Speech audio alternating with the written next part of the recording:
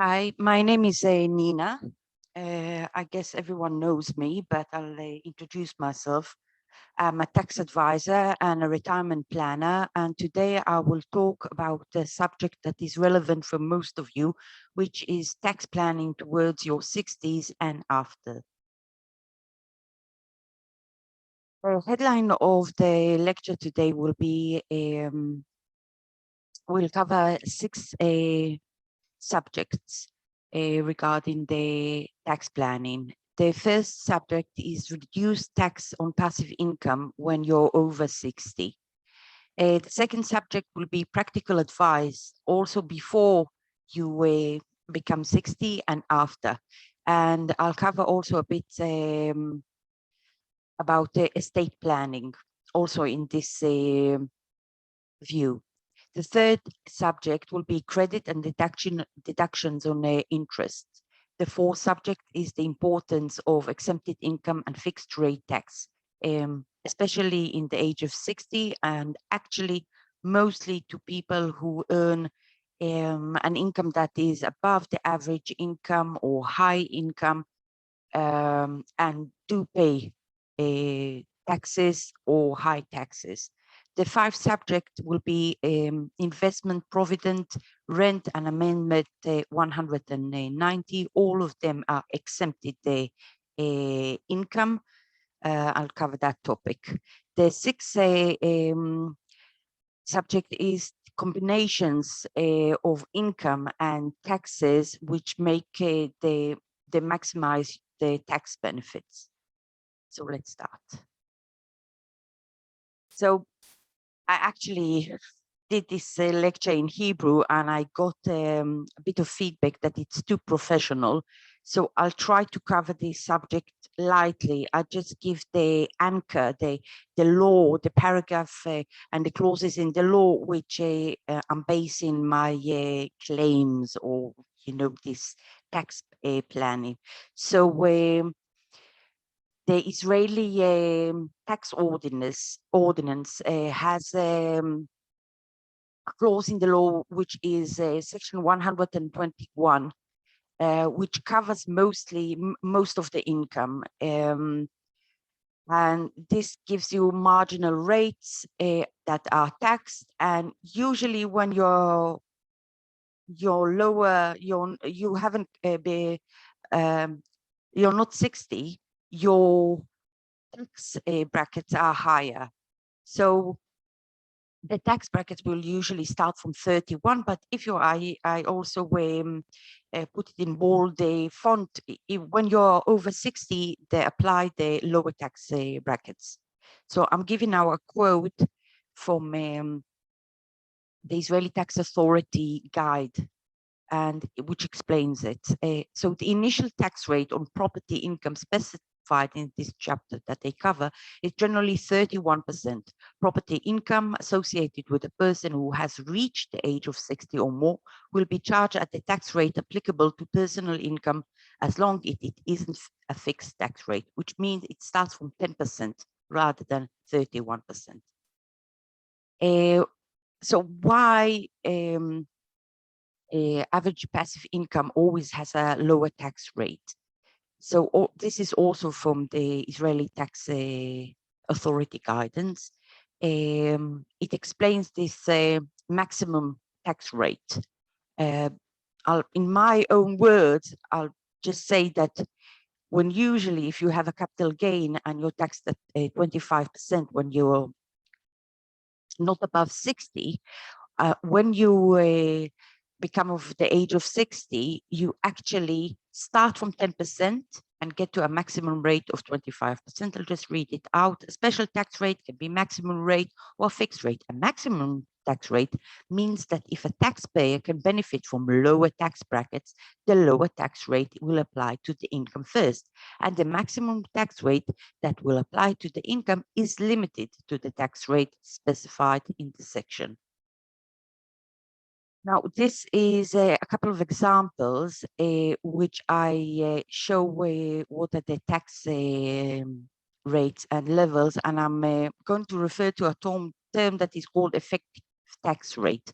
Okay, because a person can look at his salary slip and he says, oh, I'm at the 35% tax rate. Well, you are now. Whatever exceeds this income will be taxed at 35% and over, but you actually have lower levels in it. So the term effective tax is not really from the world of tax. It's the real world, and also from the accounting world. We take the income, we take the tax that we pay, and we divide the tax by the income, and we get the effective tax rate. So here is a table which compares passive income for people lower than 60 and people who are over 60. I took the rate of capital gains, which is 25%. Actually, 25% is the most prominent tax rate for passive income. So as you can see, around 172 K, it's the maximum saving, which is 18,000 between a person that is over 60 and under 60. Here's a table which shows that over the age of 60, you actually start from the 10%, but if you haven't reached the age, you start from more or less 25 and go higher. I'll also send this a PowerPoint. You can actually look at all the paragraphs in the law and what are the tax rates of them. Okay, so example of passive income, you have dividends, interest, capital gains, pension, annuity, scholarship funds, or gains from real estate, and capital gains from real estate, which is called in Israel shevach, and rent. So here are the tax rates that are applicable to this kind of income. I just want to mention the start, which is the dividend. Dividend is a fixed tax rate, which is always taxed by 25%. The others actually just start from 10% and go higher to a maximum rate, or in other, there's not a maximum, it's just goes higher.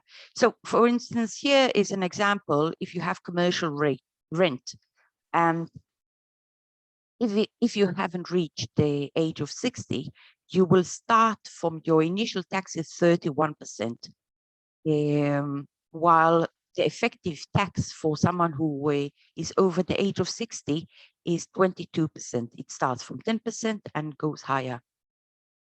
This is a special clause in the law.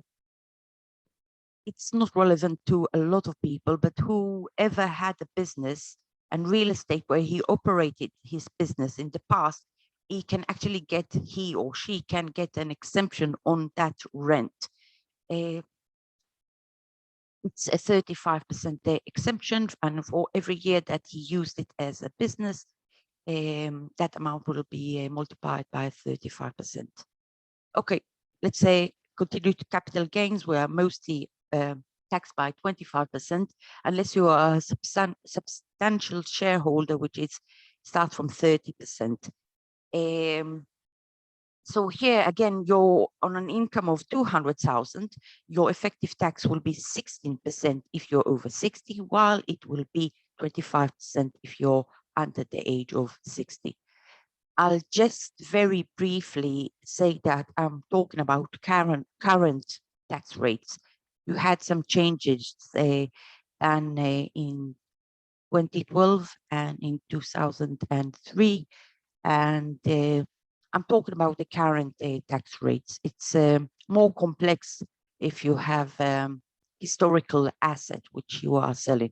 This is relevant for capital gains, and most of passive income, there's a bit of a change, but it's more prominent regarding capital gains and also real estate capital gains, as called in Israel shevach. So this is another example about 100K, the effective tax that you actually pay. Interest income, From securities, also you will, on a 200,000 income over the age of 60, will pay an effective tax of 16%, while when you're under 60, you will pay 25%, 30 if you're a substantial shareholder. And here you can see an interest, which this is a linked interest. Where in securities, linked interest, you can have interest which is taxed 15% or 25%. Let's say any foreign interest is always 25%. Any linkage that it has may be to the inflation rate or consumer price index, or to a foreign currency, will be taxed at the 25%. If you're under age of 60, it's starts on your marginal tax rates when you're over. Again, this is the real estate sale. It's similar to capital gains. So how actually do you get this tax back? This is the process. You have to realize, again, you cannot get a tax benefit if you don't have an income. Confuses sometimes people, but it's important to have a gain. And in Israel, they withhold the taxes in your bank or your broker account. They withhold the taxes. You have to ask at the end of the year, usually at March of the year afterwards, the form of 867, and you issue a tax return. So let's summarize this chapter. At the age of 60 plus, the tax rates on passive income cease to be fixed and become progressive taxes at a limited rate. The relative advantage is found in the average income. So it is recommended to gradually realize profits, and yet there is no advantage in tax deferral without utilization. I mean, that's if you have average income. I showed you before that around the 172K, you get to the maximum saving, and I'm showing it here again around this amount. That's the maximum. You will not afterwards reach any more, and it actually gets reduced as the income rises. So practical advice before the age of 60. So before the age of 60, if you have a loss, it's worth 25%. So if you have a loss, it's actually better to use that loss, realize any other gain that you have, and offset that loss, because it's when you pass the age of 60, it's no longer at the same, hasn't got the same value really. So when you're under 60, just postpone any realization of profits to when you're 60 plus. Tax deferral is relevant for young ages, and its purpose is to receive a reduced tax rate in later age when you're over 60. And you also both benefit from the compounding and also enjoy a lower tax rate when you're over 60. Practical advice when you're over the age of 60. So it's very common that if tax was withheld in your broker's account, bank account, deposit account, you will get that a tax refund. It's also possible to get a tax refund by offsetting losses. I will also mention here that you cannot offset a loss if you didn't report.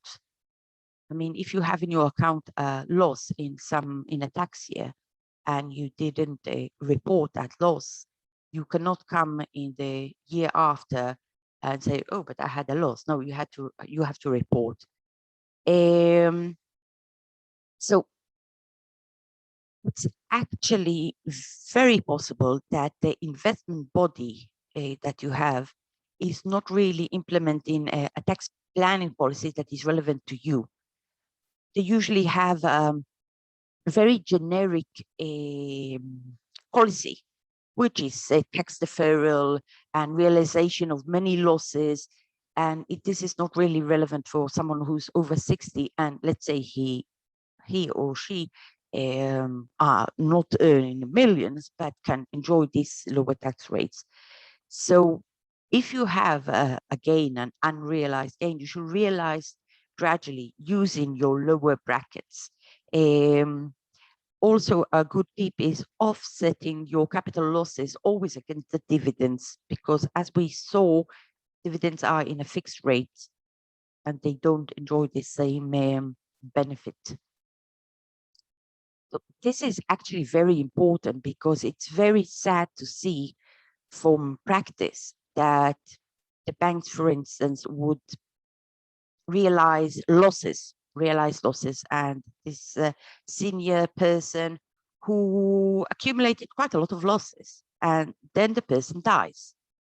And when you inherit an investment portfolio with realized losses, you cannot use them to offset your gains. So maybe I shouldn't call it a mistake, but because the banks or the investment bodies are not really tax planners. So the investment managers defer tax, and they tend to roll capital losses forward without realization. And as I said, capital loss cannot be inherited. Rolling over a capital loss in old age will result in the loss of the tax asset. And also, even if you don't have a loss, okay, even if you have, let's say, a low income or a lot of exempted income, which is very typical for senior people because they have exemptions on their pensions. So they might pay even 5% taxes if they had realization in their portfolio. So investment managers, they just use tax deferral. It's not relevant. The tax deferral benefit for all people decreases as they age. It's most common when arranging estates to sell and distribute assets.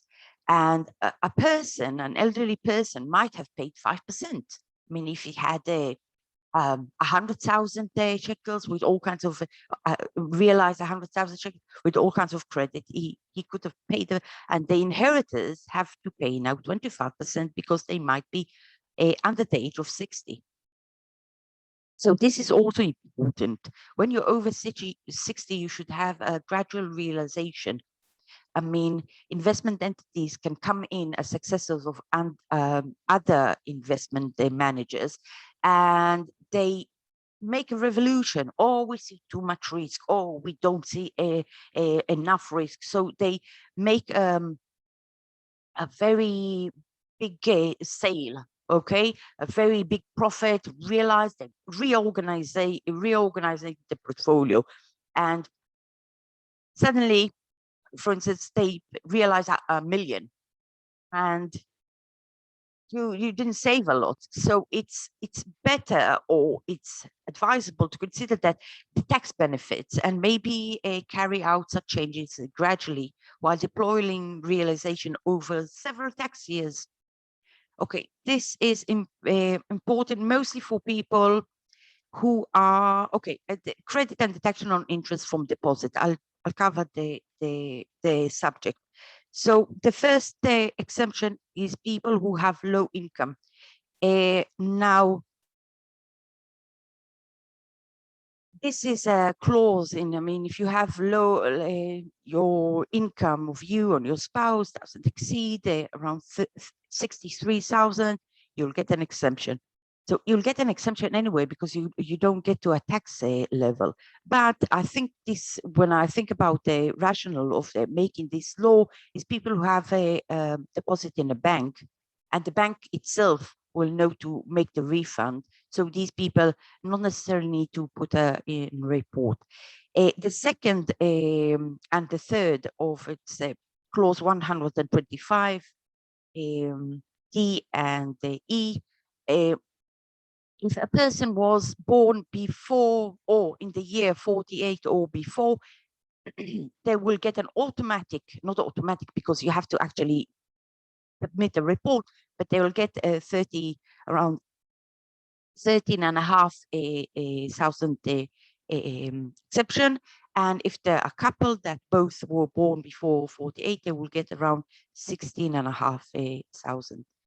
So the third advantage is if people, if they meet some other conditions, like they don't have a pension or such stuff, they will get another 35% exemption. It actually gets to around 50,000 exemption for all that bank deposit interest.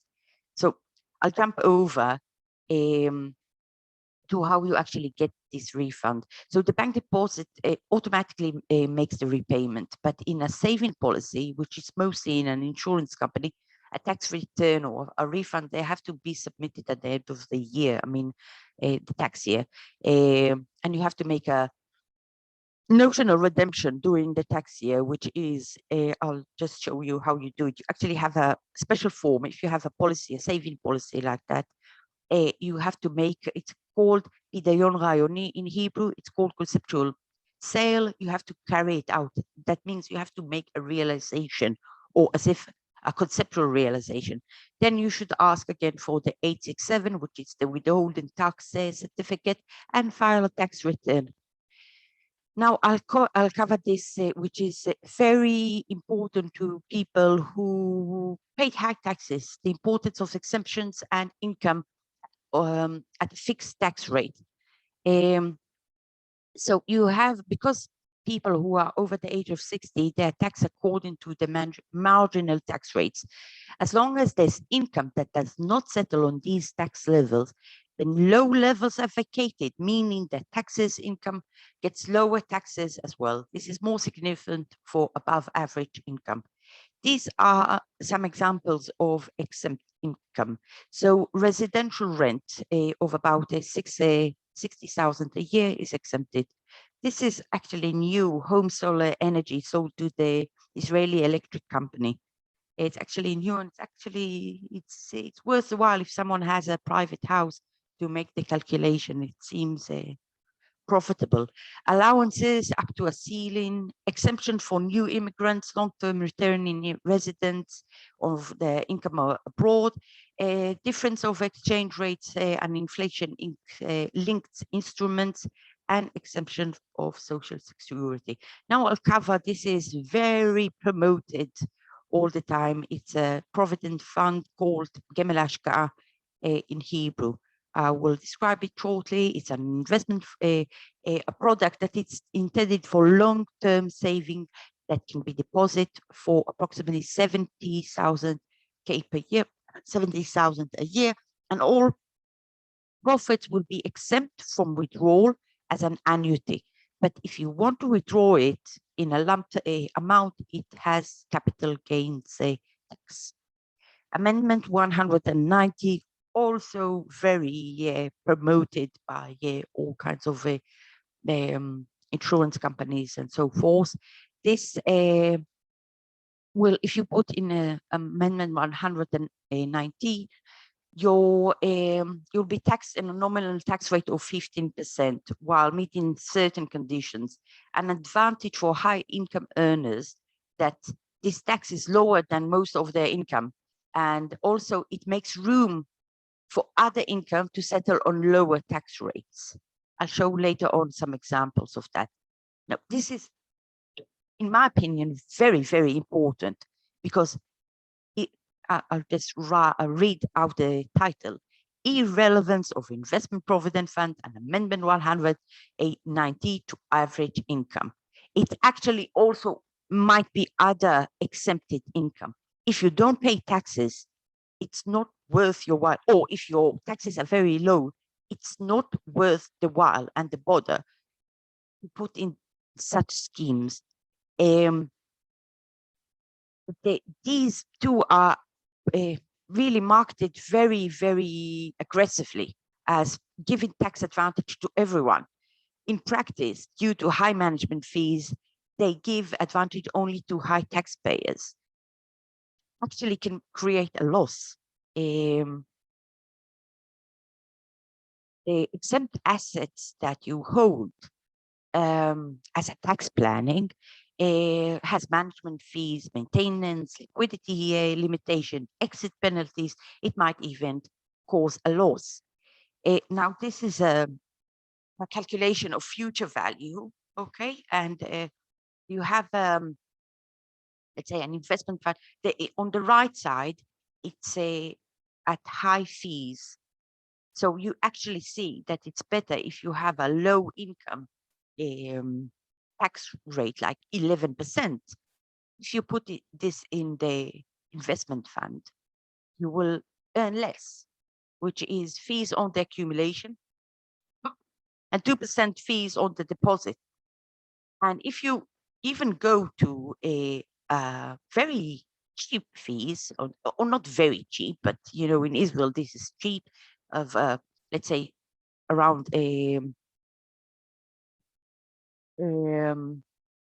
lower than 1% on the accumulation, you will see that it's very, for all the bother, you don't have a lot of difference if someone pays a small amount of taxes. And it actually has penalties. For instance, if you really want to use, let's say, in the investment fund, you really want to make it exempted, you cannot take it out as a lump size, as a lump sum, but you have to get it as an annuity. So you have also a disadvantage of liquidity. Okay, this is now I'm showing the case where you're 25% taxes. So this actually makes a lot of sense if you even if you pay high fees. It's marginal, but it's worth your while finding. It's always worth your while really checking the fees that are taken from you. Simple way to check it is really just to see how much are your taxes now and in the future.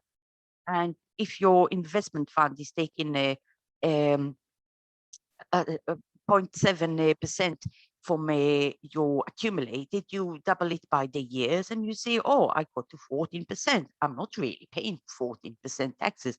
Is it worth my while? This is a calculation.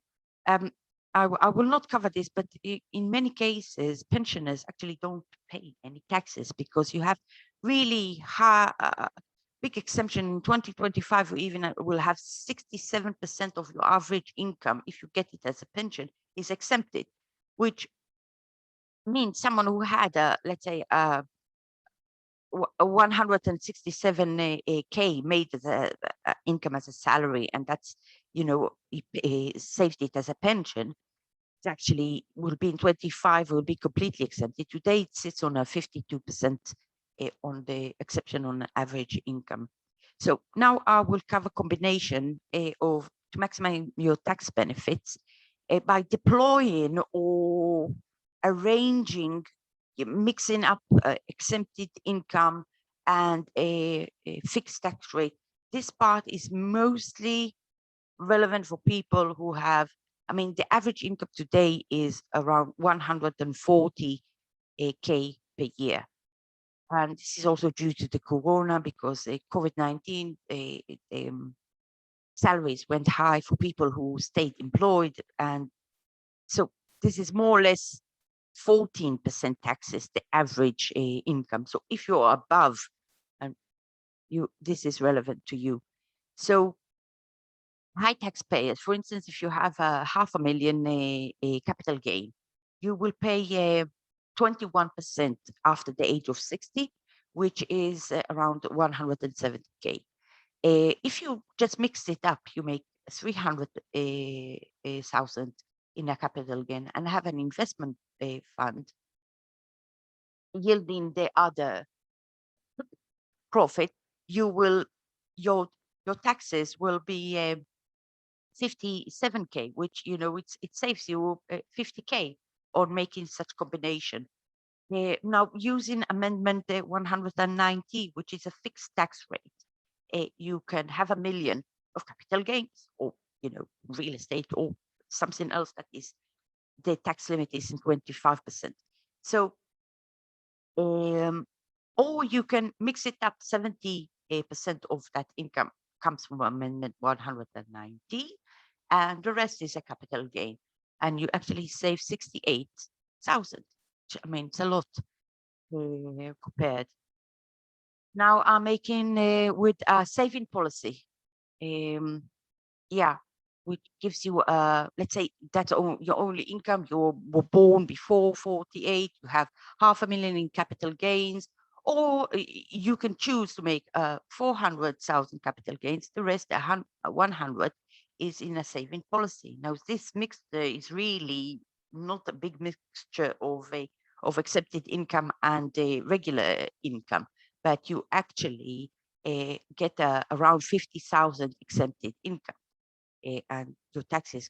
So, I mean, I would really, really recommend to someone who was born before 48 and has high taxes to have a policy saving. It's today they have they lowered the fees. It's recommended to get in touch with a pension advisor or a policy agent, insurance agent, which can give you a low fee policy like that. So this is this is a mixture with rent, because rent on residential rent, it can either be exempted, either be 10%, or in your usual tax rate. So now I'm using the 10% here, a mixture of 500 capital gain and 500 in rental income. It saves you around 30% of your taxes. This is a bit of I'm repeating myself here, but you have to realize there's no advantage really in tax deferral if you are enjoying this tax benefit. I covered it, and it's actually really makes me mad, because the investment, they just don't know. They just don't know. I mean, you can phone them up. You can really, as a client, you can phone them. I mean, if a lot of you have it in banks lying around, you can phone them up and say, I want to make a realization. Please, if I have accumulated a unrealized profit, please just make a realization, because my taxes are not high. I mean, it might sting you. Oh, I paid taxes this year. But if you look at, the relative tax that you paid, and I mean, if you have you have pensions which are exempted, and you have 100,000 realization that you made, and you pay, it's actually after credits, it would be something like 2,000 you paid the taxes. It's ridiculous, because your inheritors, but someone else would pay 25,000. I mean, it's just ridiculous. And also this thing with gradual realization is important. I mean, some cases you see mass, I mean, in the millions, I mean, and then years without nothing. It's just, spread it out. I'll also send you this presentation. Okay, this is the end. If you have any questions for someone who doesn't know me, my name is Nina Radley. I'm a tax advisor and a retirement planner, and very soon I'll also be finally qualified as an accountant. And you can reach me at my phone, which is 054 952 1810, and I'll leave my email as well. So have a nice weekend, and I expect to hear from you.